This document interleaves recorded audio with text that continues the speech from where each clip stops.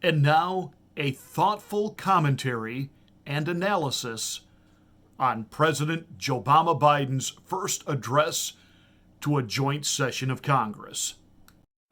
What you just said is one of the most insanely idiotic things I have ever heard. At no point in your rambling, incoherent response were you even close to anything that could be considered a rational thought. Everyone in this room is now dumber for having listened to it. God have mercy on your soul. And that about sums it up.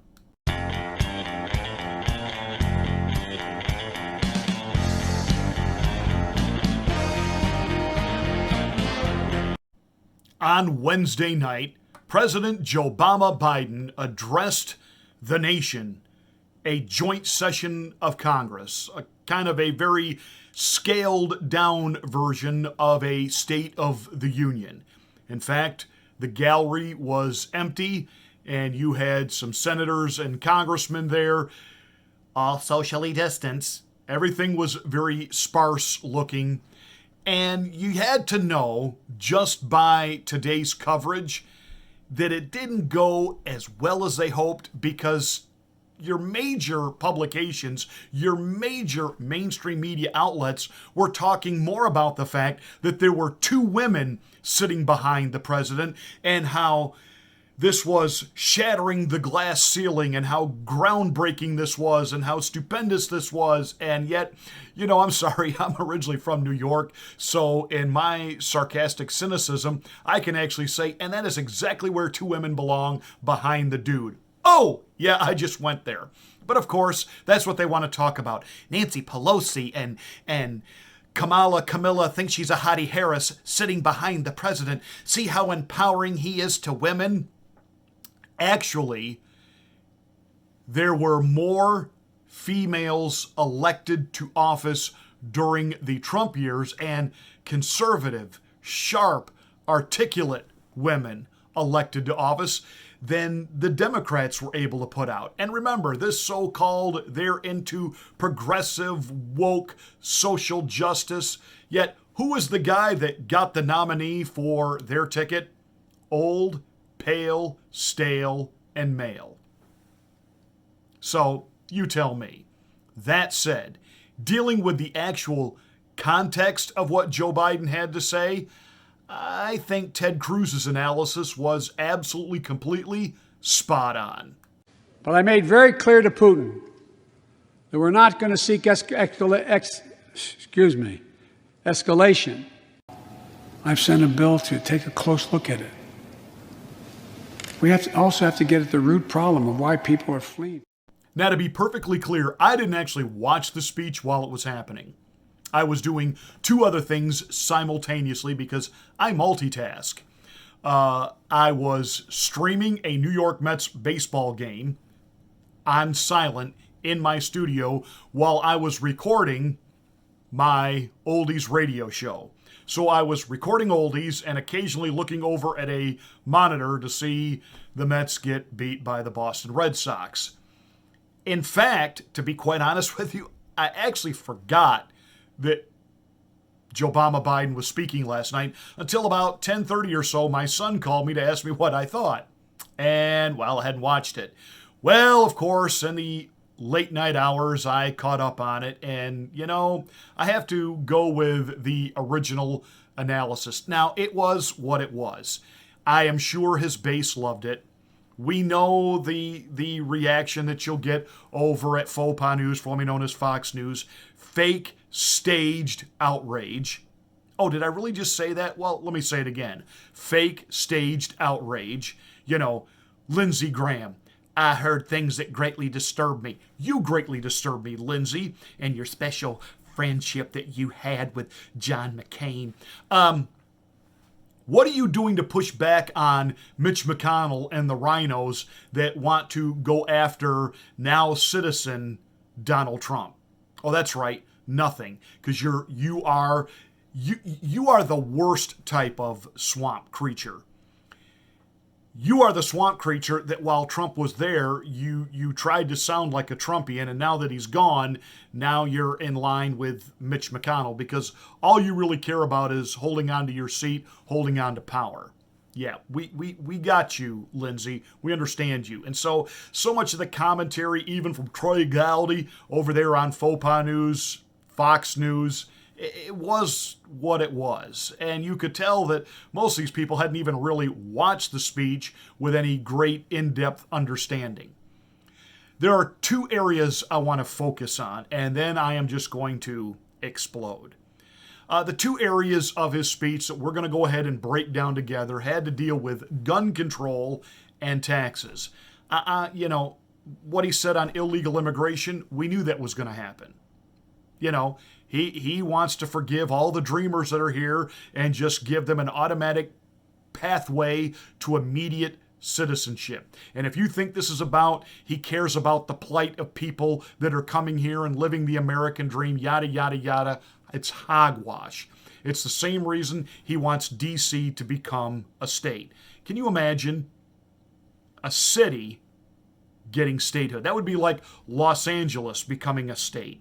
New York City becoming a state. Hey, why not? That would give them even more Democratic senators. Instead of just packing the court, let's just go ahead and pack the Senate. Let's just make sure that no Republican ever gets control of the Senate again. Not only will we give them 2 Democratic seats from the new state of D.C., but how about the new state of New York City, the new state of Los Angeles, the new state of San Francisco? Scary thing is, as I say that, some libloon will watch this and go, that's a great idea. Gun control. You knew that he was going to go there because, after all, in the 90s, he championed the safety that protected Americans. And under Barackmas Obama's, it was he who was in charge of the task force on what to do with gun violence. The amazing thing is this. Have you noticed that these so-called mass shootings did not happen under Donald Trump's presidency? But they are already happening with great frequency under the Biden administration. And so in highlighting a couple of those so-called mass shootings, he then had to throw this little caveat in without any actual context. And in the week in between those two events, 250 other Americans were shot dead in the streets of America. 250. Now here's what he's not saying. That most of that violence was black-on-black crime. That was shootings in some of our major metropolitan cities that are run by Democrats, and cities like Chicago that have the strictest gun laws in the nation. Now, Mayor Lightfoot over there in Chicago will say it's because that people can jump in their cars and drive across the state lines into Indiana and go to gun shows and get guns and bring them back into her city. Bullhawk. If she thinks gangbangers are going to gun shows, because if gun shows are made up of what we're told by the mainstream media, that it's nothing but a bunch of just angry white dudes who are Trump supporters wearing MAGA hats, I promise you, gangbangers ain't going in there. That is not why there is all of this so-called gun violence happening in places like Chicago and LA and New York City. It is because that the very gun control measures that are in place will not stop any of this gun violence that the president is talking about, because none of these people are actually walking into stores or going to shows and purchasing these guns the way law-abiding citizens do. They get this stuff black market in the back of an alley in an undisclosed location through, bad dudes that deal in selling weapons to other bad dudes. That's how it works. So any of the legislation that he's proposing is only more of an encroachment on the rights and the freedoms of people who are already law-abiding citizens. So then he goes into this little obscure illustration to try to sell the American people that you don't need assault weaponries, because again, even that is misdefined, and he's trying to create this idea that an assault weapon is a machine gun, and you don't need, as a citizen, a military-grade weapon. Well, I got news for you. We, the American people, the citizen, don't have access to machine guns. We have access to semi-automatic weapons, which means you have to pull the trigger each time you want to discharge a cartridge. But then he gets talking about the rounds they hold. Talk to most responsible gun owners and hunters. They'll tell you there's no possible justification for having 100 rounds in a weapon. What do you think, deer wearing Kevlar vests? There's that classic fake straw man argument. You don't need 100 rounds to go deer hunting. What's the deer wearing Kevlar? The Second Amendment was not given to you and I so that we could go deer hunting, or duck hunting, or skeet shooting.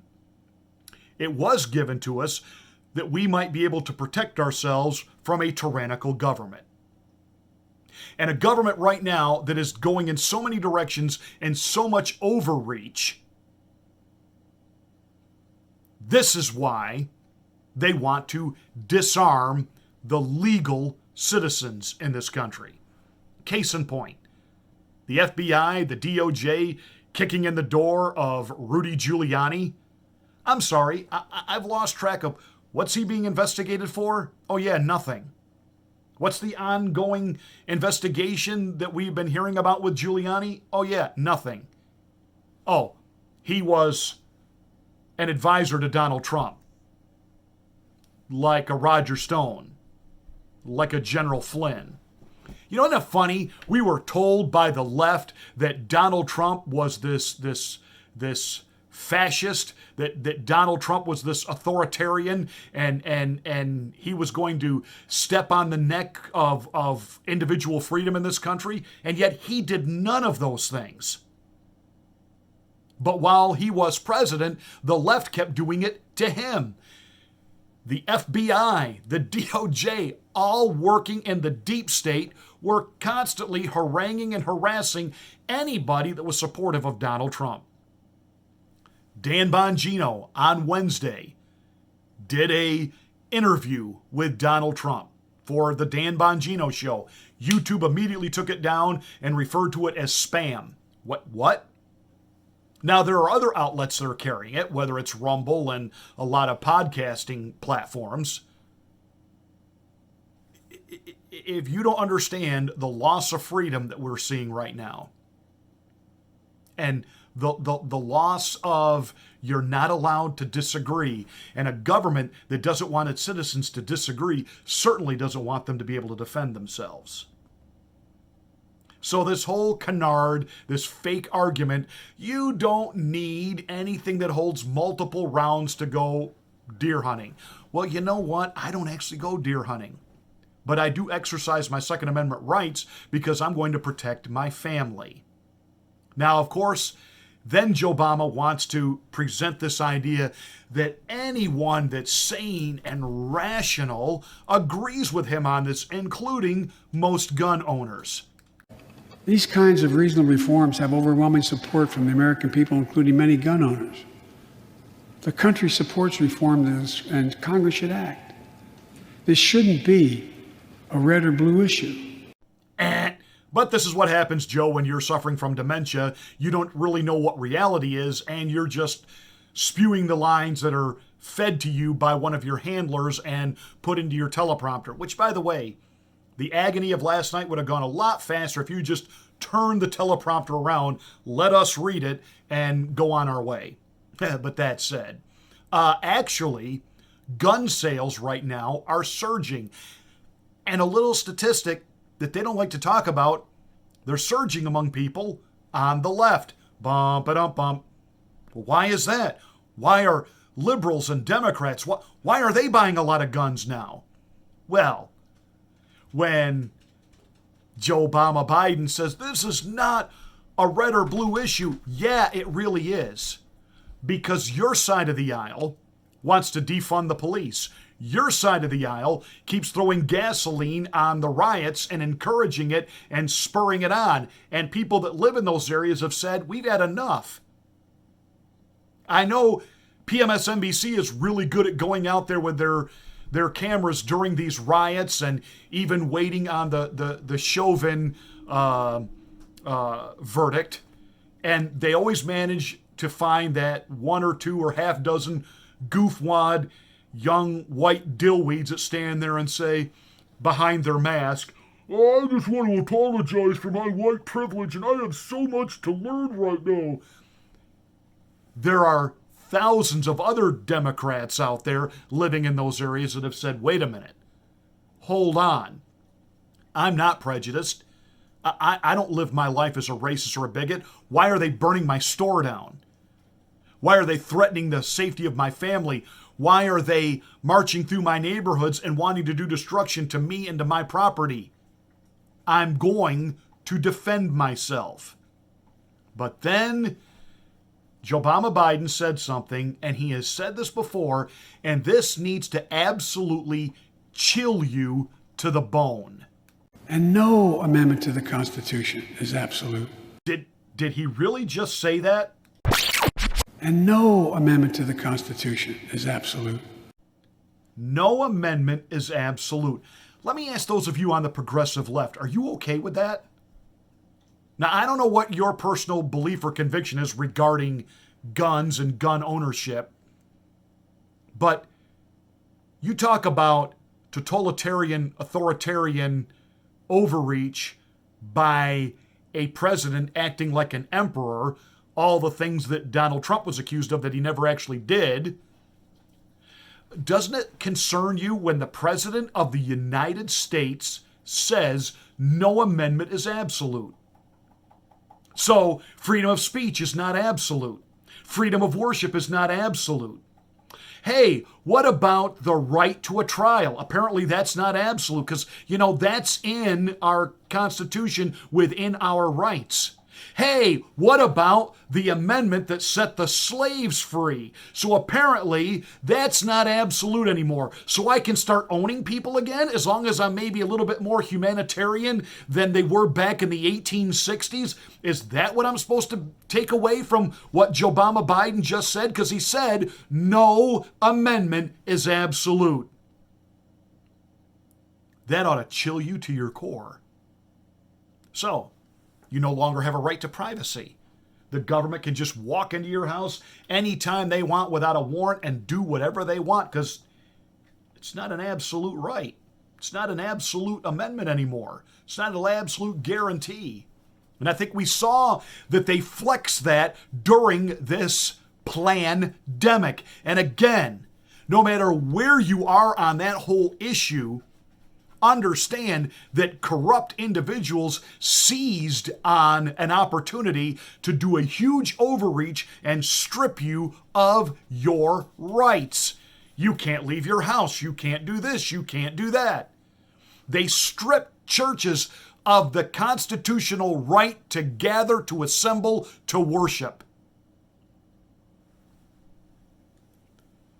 When you have to ask them for permission, you no longer have a right, you have a privilege. And it ought to scare you to death to hear a president comfortably stand there and say, no right, no amendment is absolute. Then, of course, he turned his attention toward money, taxes, because he's got a great big $1.8 trillion spending plan. How many trillions has he spent already? And he's only been president just over 100 days. So what does he do? He begins this mantra by, of course, attacking the Trump tax cut. The big tax cut of 2017. Remember, it was supposed to pay for itself. That was how it was sold. And generate vast economic growth. Instead, it added $2 trillion to the deficit.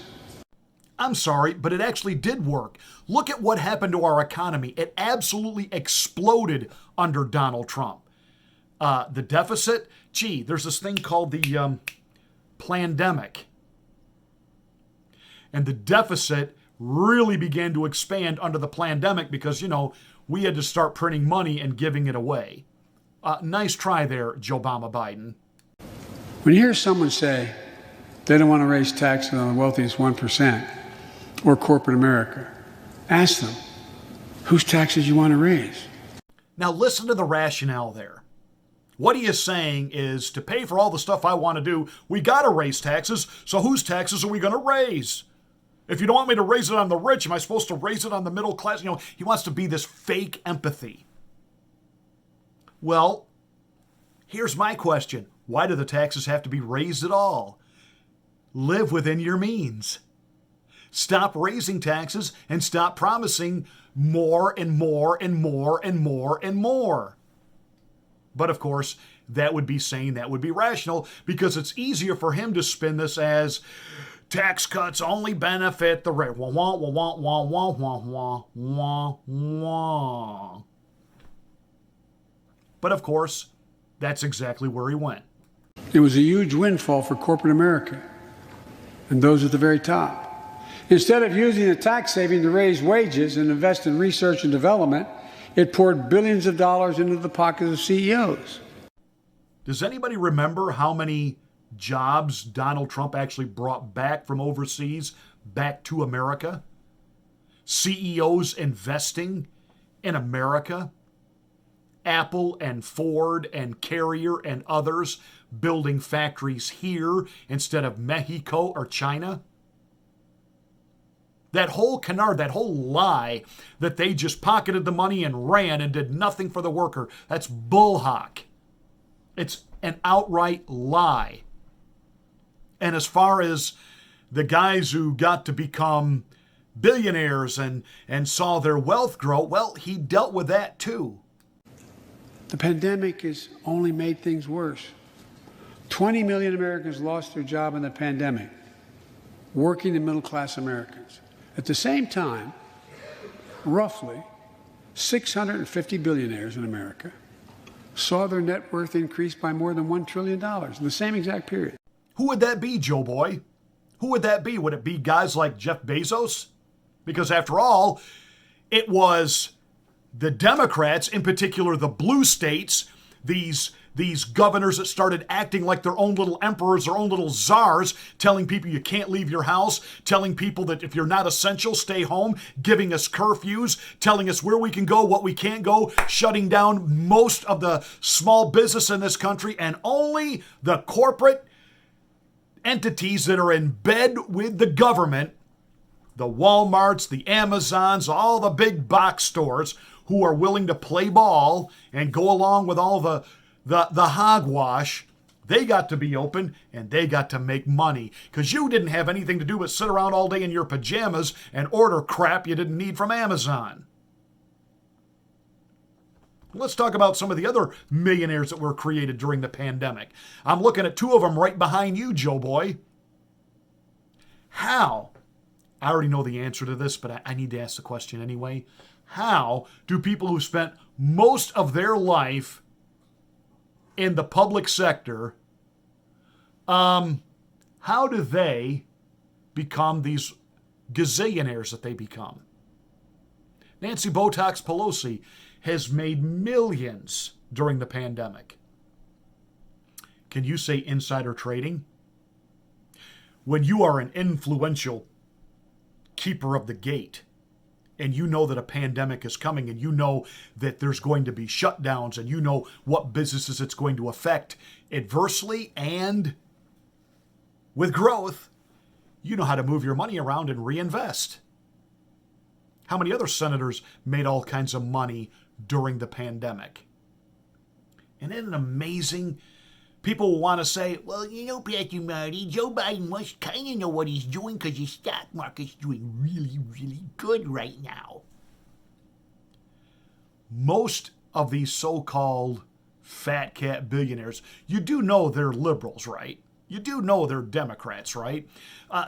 They have no moral compass when it comes to the social issues, so they will go for any off the wall, you want to be 9 sexes simultaneously. They're good with it, as long as they're making money.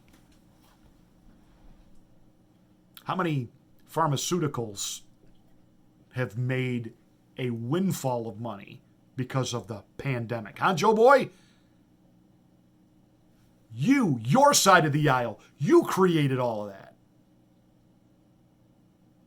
You, by shutting America down and forcing things to be done differently. This had nothing to do with Donald Trump cutting taxes. It had everything to do with you guys using the pandemic to create a recession, to bankrupt businesses out of existence. And we're having a V-shaped recovery. But now, with your overreach and all of your reintroduction of mass new legislation and regulation and et cetera, you will tank and kill the economy. But hey, the media was just fawning last night. What a wonderful address. Chris Wallace over at Faux Pas News, formerly known as Fox News. Every American will find things to agree with in this speech. Brian Williams over at PMSNBC, when he's not seeing bodies float by his hotel room during hurricanes, was lamenting last night that Joe Biden gave this incredible speech, and yet he was denied the pomp and circumstance and honor of a full chamber.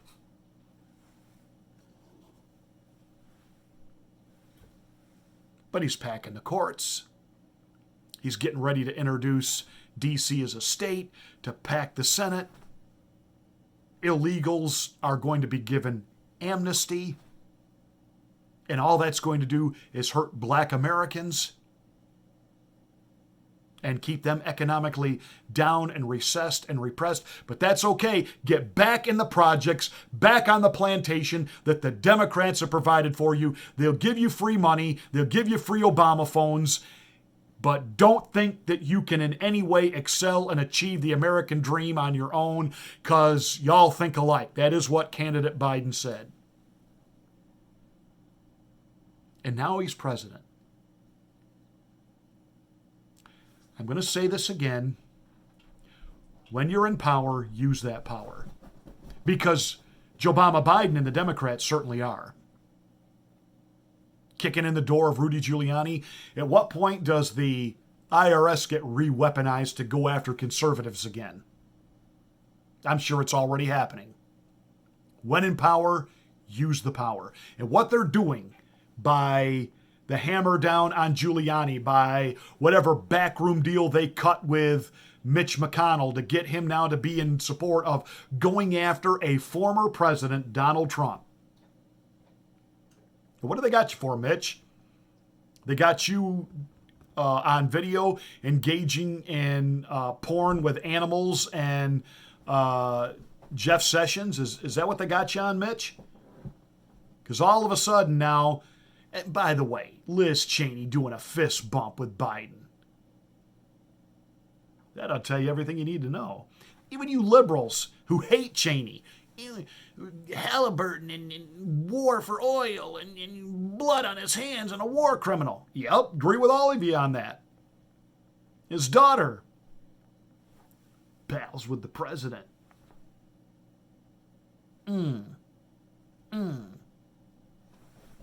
Last night was Biden telling us he's got to ram this stuff through in the next 2 years, because I think they do know they're kind of in trouble at the midterms. So they got to make all this stuff happen now so that they're guaranteed to have the midterms anyway. And not just with the usual modes of what they did before, but hey, if DC's a state, guaranteed, got 2 more senators there. And hey, I like what Pastor Marty said. Let's just make some of the other big lib cities states. Bum. For today's rant, little long, make sure you are following me over at Rumble. It is only a matter of time before that becomes our permanent home. So please, please get there, find me there, look for the links below. God bless.